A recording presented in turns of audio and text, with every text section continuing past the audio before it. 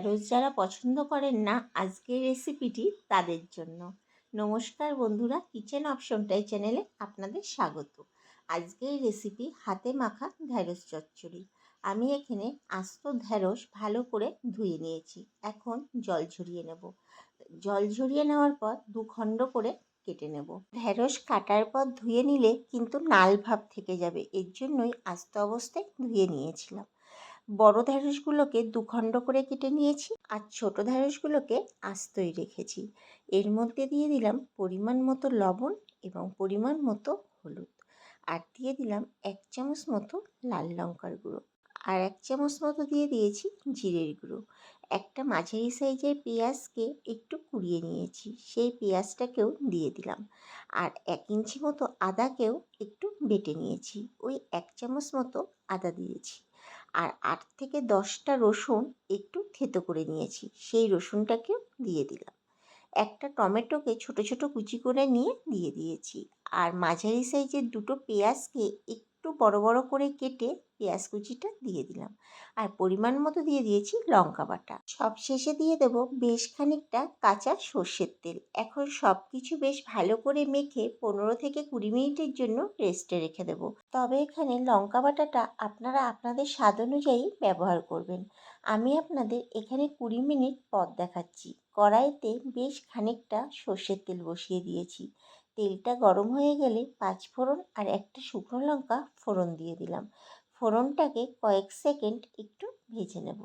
এখন সব কিছু দিয়ে মেখে রাখা ঢ্যাঁড়সটাকে আমি তেলের মধ্যে দিয়ে দিলাম। বেশ ভালো করে নাড়াচাড়া করে নেব।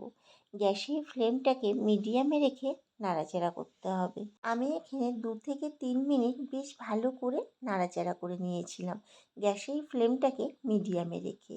এরপর গ্যাসের ফ্লেমটাকে একদম লোতে করে দিয়ে 5 মিনিট অন্তর অন্তর অনবরত নেড়ে যেতে হবে, যতক্ষণ না কাঁচা পেঁয়াজটা ভালো মতো নরম হয়ে না যায় আর কাঁচা আদা রসুনের গন্ধটা চলে না যায়।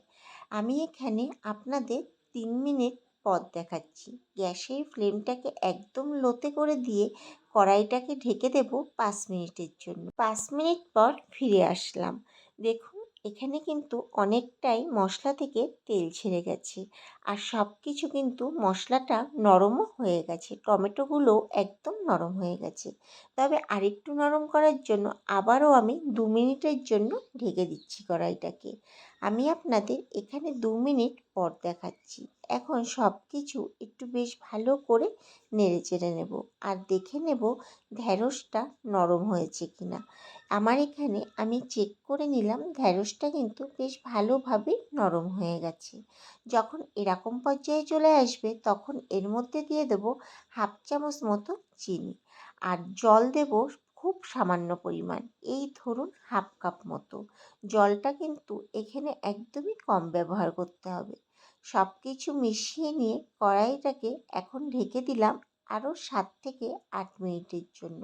গ্যাসের ফ্লেমটাকে এই সময় মিডিয়ামে রেখেছিলাম।